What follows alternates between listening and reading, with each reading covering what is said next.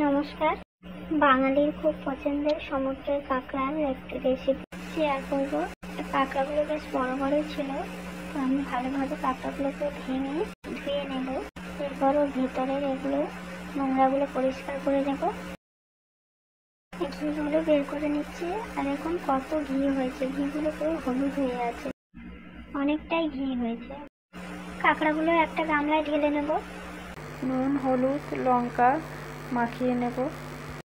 কাঁচা লঙ্কা, শুকনো লঙ্কা, সর্ষে পেস্ট, জিরে মরিচ আর ধনিয়া বাটা। কড়াইতে সর্ষের তেল দিয়ে একটু নুন দিয়ে দেবো, দিয়ে রসুন আদা দিয়ে দেবো। নুন দিলে পরে রসুন আর আদাটা ছিটকে গায়ের দিকে আসবে না। তারপর হলুদ দিয়ে দেবো, একটু লঙ্কা দেবো, দিয়ে ভেজে নেব ভালোভাবে, যাতে মশলার কাঁচা গন্ধটা চলে যায়। টক দই একটু নুন মিশিয়ে ফেটিয়ে নেবো, নিয়ে কাঁকড়ার মধ্যে দিয়ে দেবো।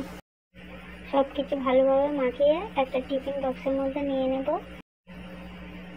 অল্প একটু জল দিয়ে দেবো, কটা কাঁচা লঙ্কা উপর থেকে দিয়ে দেবো, ঢাকা দিয়ে দেবো। উনুনে কড়া বসিয়ে একটু জল দিয়ে টিফিন বক্সটা বসিয়ে দেবো।